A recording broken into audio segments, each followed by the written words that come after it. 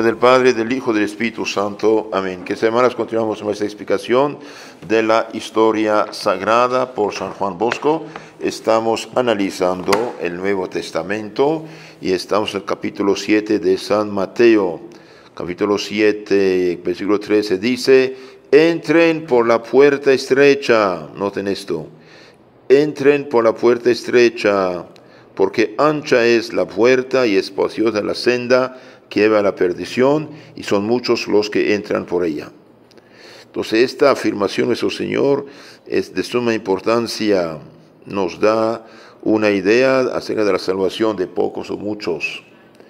Cuando alguien preguntó a Cristo: Señor, ¿son muchos los que se salvan? Dijo: entran por la puerta estrecha. Entran por la puerta estrecha, porque ancha es la puerta y espaciosa la senda que lleva a la perdición, y son muchos los que entran por ella.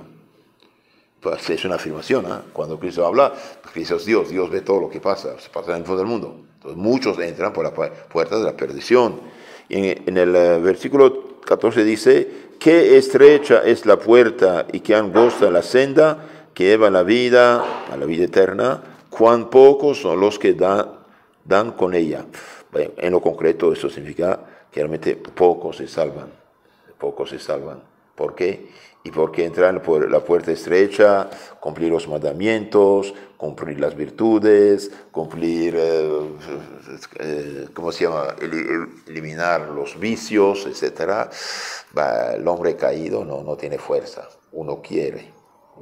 Eso es un problema, ¿sí? Veamos un poco esto. El camino del cielo y del infierno, podemos dar como título esto. El camino estrecho al que se entra por una angosta puerta y que en dirección a lo alto conduce hacia el cielo es el vivir según los mandamientos de Dios. Entonces, el camino estrecho, la puerta estrecha, es vivir según los mandamientos de Dios. De hecho, cuando el joven preguntó a Cristo qué debía hacer para salvarse, dijo: si quiere entrar en el reino de los cielos, cumple los mandamientos de Dios. Entonces, el camino estrecho, la puerta angosta que conduce al cielo, es vivir según los mandamientos. Estos mandamientos ponen barreras a nuestros apetitos y pasiones. Noten esto. Los mandamientos ponen barreras a los apetitos y pasiones, mas es de absoluta necesidad el guardarlos cumplidamente. Es de absoluta necesidad guardarlos cumplidamente. Y no solamente dos. Muchos dicen: no he robado, no he matado. No has robado, no has matado porque eres cobarde, y porque no te atreves, y porque hay policía, porque la gente te defiende. Y los demás son 10, no solamente 2. Sí, los 10. Es fácil de esto: no he matado, no he robado. Y los demás, todos los que no están casados por la iglesia, están en pecado. Todos los que hacen juicios temerarios, critican por dentro, todos los que tienen odio y rencor, todos los que tienen malos deseos consentidos, todos los que desean los bienes de esposo o esposa ajena, todos los que no comen el día del Señor, todos los que faltan a sus padres, madres superiores, todos los que consultan brujos hechiceros, todos los que inventan religiones y sectas, todos los que falsifican la Biblia, todos los que juran en nombre de Dios con mentira. Son muchos, y todos los que hacen abortos, los que matan, dijimos: no he matado, dicen, pero ¿y el aborto qué es? ¿Y la borrachera qué es? ¿Y la droga qué es? ¿Y la usura qué es? Entonces, para llegar al cielo es absolutamente necesario cumplir los mandamientos. No se les puede quebrantar, so pena de extraviarse o renunciar al camino del cielo. El que quebranta un mandamiento, renuncia al camino del cielo. ¿Por qué? Porque que usted reciba un balazo, 10 balazos, estás muerto. El que quebranta un mandamiento, no es necesario que quebrante 10. Con uno ya desprecia la autoridad divina que dijo de hacer uno va a hacer tal cosa. Entonces, que el que quebranta uno, renuncia al camino del cielo. Requiere esfuerzos y denuedo, vigilancia, abnegación de sí mismo el observar fielmente los mandamientos. El no resbalar en el estrecho camino, si uno se ha extraviado, volverse de nuevo a él por medio de una penitencia verdadera. Oh, gracias a Dios que Cristo nos dejó el perdón de los pecados. Miren, los ángeles, si hicieron un solo pecado, se transforman en demonios para siempre y no hay perdón para ellos. Y bien, nosotros muchas veces pecamos, todavía Dios nos perdona y perdona y perdona, y perdona 77 veces 7, dice Cristo a San Pedro, ¿no? Entonces, pero no exageremos, ¿por qué? Porque Dios que promete el perdón, no promete tiempo. Este es el problema. Y es dogma de fe católica que toda persona en pecado mortal está sometida al infierno. Es el problema. Entonces, si hemos fallado, tenemos que volver el camino derecho mediante una verdadera penitencia. ¿Y cuál es la penitencia? El perdón del Nuevo Testamento. Bien, lo antiguo, uno tiene que presentar al sacerdote, declarar su falta, ofrecer un cordero de sacrificio. El Nuevo Testamento es la penitencia, la confesión. Recibir el Espíritu Santo a quienes perdonan los pecados quedan perdonados. Para llegar al cielo, ¿qué dice Jesús? Bien, el reino de los cielos se alcanza a viva fuerza y los que la hacen a sí mismos son los que le arrebatarán. En San Mateo 11, 12. Entonces el reino de los cielos se alcanza a viva fuerza, con una cierta violencia. ¿En qué sentido? Esfuerzo grande que uno debe hacer. El camino que hacia abajo conduce a la perdición es ancho, pues que allí domina una voluntariedad y disolución sin límites. Cada cual sigue sus apetitos y placeres y va en pos de lo que se le antoja. Ese es el problema. Entonces, el que hace lo que le antoja, el que sigue sus apetitos y placeres, toma el camino ancho. Por este camino al infierno van muchos, la gran masa de voluptuosos y atolondrados. Y muy pocos son los que atinen con la puerta angosta y el estrecho camino del cielo. Pero concretamente, a ojos humanos, según lo que dice el Evangelio, entren por la puerta estrecha, porque ancha es la puerta, espaciosa la senda, que conduce a la perdición. Y son muchos los que la toman. Y hoy, por desgracia, debido a la descristianización de la sociedad, la gente perdió la fe, no conoce los mandamientos, no frecuenta los sacramentos, aunque bautizados, viven como si no fueran bautizados. Y es una catástrofe sin nombre. Verdad, por cierto, terrible y digna de ser considerada seriamente. Ahora nosotros como persona, hemos de imitar a la gran muchedumbre, a la mayoría. Todo el mundo lo hace, aunque todo el mundo hiciera, si está mal, está mal. En el tiempo de Noé, comían, bebían, pecaban, ¿y qué? Y se volaban de Noé. Noé, el loco, que estaba construyendo un arca en la montaña, fíjense. Qué loco este hombre, ¿no? No sigue el camino, no es de su mundo, no sigue su siglo. No sigue su siglo, qué bueno, porque si no él también hubiera muerto. Entonces nosotros como cristianos hemos hecho un pacto con Cristo, ¿no? Renuncia a Satanás, a sus obras, a sus dicciones. ¿Seguimos este pacto o no? ¿Seguimos esta muchedumbre? No. ¿Tenemos ganas de seguirla? Sí, tenemos ganas de seguirla. Cada vez que pecamos seguimos el camino malo, pero gracias a Dios ahí esto de rectificar, sí. ¿Quién será condenado al infierno? Es bien, todo el que toma el camino recto, todo el que quebrante los mandamientos y queda en ese quebranto. Todo el que está en pecado mortal, bien, va al infierno si muere en pecado.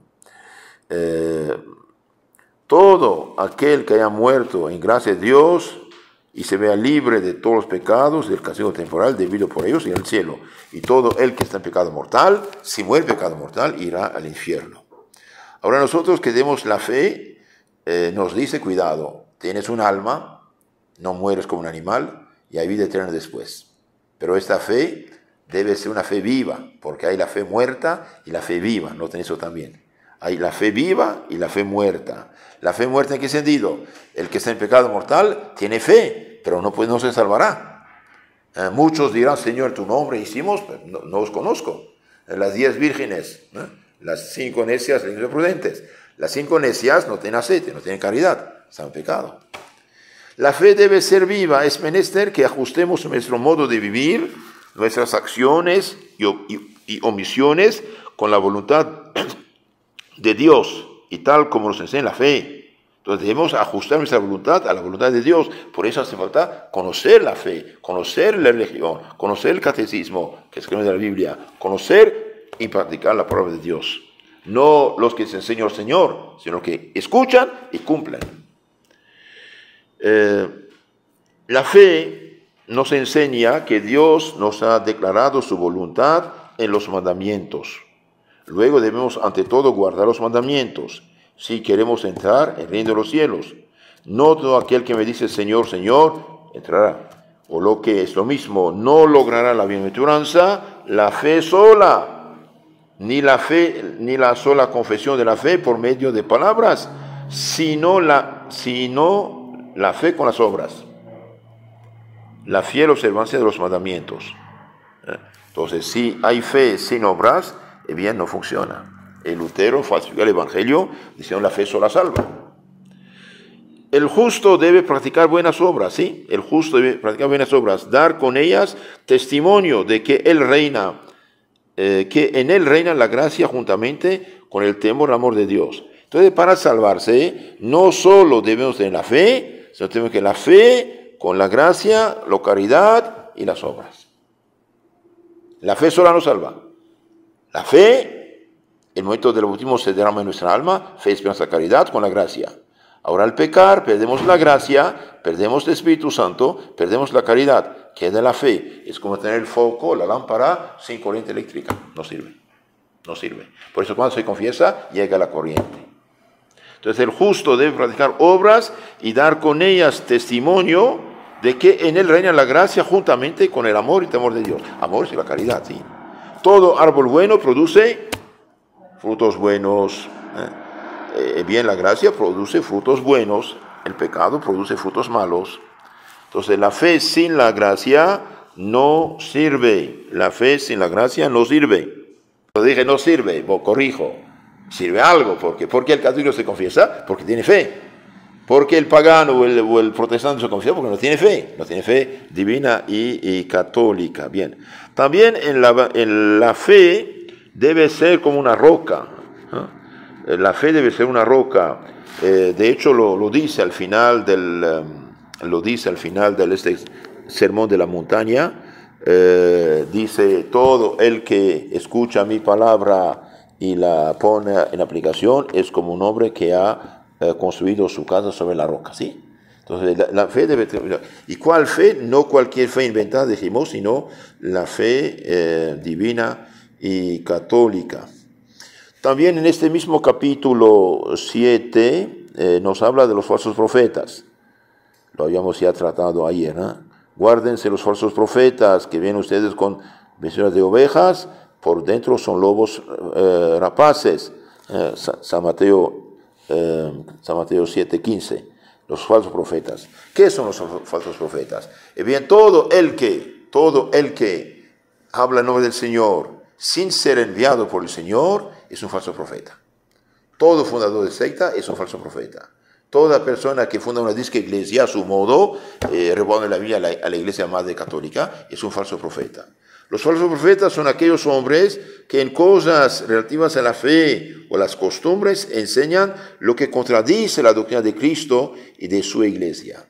Y consiguientemente propalan errores. Aquí es un poco más amplio.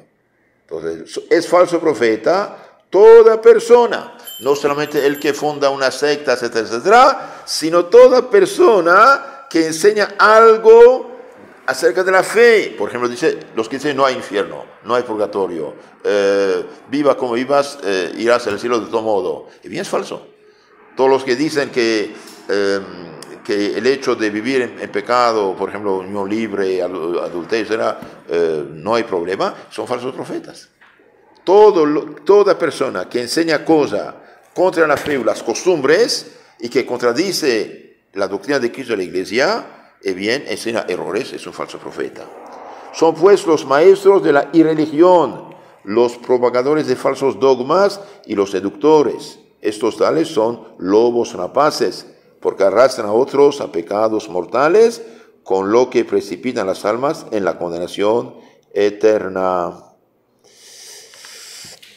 Ay, Dios mío, todos los errores hoy que están en la sociedad es algo tremendo, ¿no? Es algo tremendo. Y hoy los falsos profetas, bajo mil formas diferentes, se multiplican, ¿no? Concluyendo el sermón sobre la montaña, capítulo 7, dijimos de San Mateo, versículo 24, el siguiente dice Jesús: aquel pues que escucha mis palabras y las pone por obra, será como el varón prudente que edifica su casa sobre roca.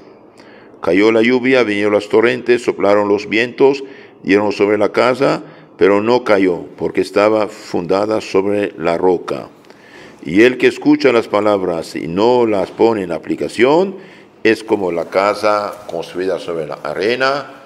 Vienen los torrentes, la casa cae y todos mueren. Y bien, la fe, dijimos, es como la roca. La grandiosa conclusión del Sermón del Monte quiere decir: el que tiene fe viva, viviendo en fe y caridad y gracia, el que tiene fe viva en Cristo y en su doctrina, este tal, con sus obras y con sus aspiraciones, es semejante a una roca. Tiene consistencia firme y no bambolea en medio de las tormentas y peligros. La salvación de su alma está segura. La roca, pues, que resiste a todas las tentaciones, tribulaciones y aun a las congojas de la muerte y del juicio, es la fe viva en Jesucristo. Entonces es necesario para salvación eterna tener fe viva. Tener fe viva, es decir, vivir en gracia. Gracia, caridad, fe van juntos para la salva. La fe viva es la única que nos salva. El que está en pecado mortal, aunque tenga fe, no se salvará. Otra vez acentúa el Salvador que no basta oír su palabra, sino que también es menester practicarla, es decir, obedecerla. El que oye, cree su palabra y no la cumple es semejante a un hombre loco que edificó su casa sobre arena.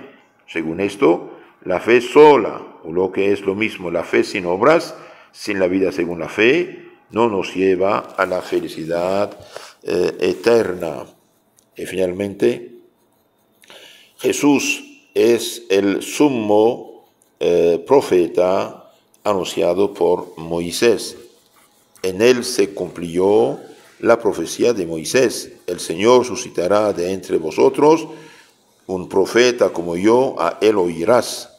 Jesús, con la plenitud de poder propia de su autoridad divina, enseñó la ley del Nuevo Testamento, que es más elevada y perfecta que la del Antiguo, y conduce a los hombres a la virtud y a la perfección.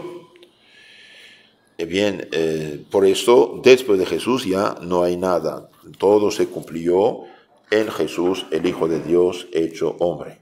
Y conclusión de eso, queridos hermanos, para mantenernos en el camino de Cristo, de la senda estrecha, de la puerta estrecha, tenemos que evitar amigos y compañías que tengan conversaciones religiosas e inmorales. No leer escritos ni libros impíos livianos, ni mirar videos o películas que malos enemigos pueden mandarnos. ¿Por qué? Porque mirar, leer o escuchar cosas malas, peligrosas para la fe y las costumbres, bien, esto lleva al pecado y a la separación para con Cristo. Oh, cuánto mejor y más hermoso aspecto representaría el mundo si todos los hombres obedeciesen a la perfecta ley que Jesús promulgó en el Sermón de la Montaña. Los hombres entonces no se amargarían mutuamente la vida, no habría odios, ni amistades, ni mentiras, ni engaños, no reinarían la avaricia ni la inhumanidad, no se oirían palabras injuriosas, ni discursos sanguinarios. En los estados todos habría contento, en todas partes reinaría el amor. Los hombres con su piedad sincera y sus buenas obras se edificarían mutuamente y aspirarían fervorosos en la virtud y la felicidad eterna. Así podía ser, así debería ser. Que no sea así procede de que los hombres sirven como esclavos a sus pasiones en vez de seguir el ejemplo de la doctrina de Jesucristo. Si ha de haber enmienda, cada cual debe empezar para mejorarse a sí mismo. Nosotros, queridos hermanos, cada uno somos somos la esperanza del porvenir. Por nosotros debemos empezar semejante mejoramiento. Nuestro pueblo será un modelo de pueblo cristiano si ya desde niños bien comenzamos a vivir rectamente conforme a nuestra fe, siguiendo la gloriosa doctrina del sermón del montaña. Debemos esforzarnos seriamente por ser virtuosos, combatir con firmeza y constancia nuestras faltas capitales, la ira, la pereza, la envidia, la gula, etc. Y cooperar fieles a la gracia de Dios. Entonces seremos felices sobre la tierra y bienaventurados en la eternidad. Se cumplirá en nosotros lo que prometió Jesús. Bienaventurados los que tienen hambre y sed de justicia, porque ellos serán hartos. Entonces, en conclusión de esta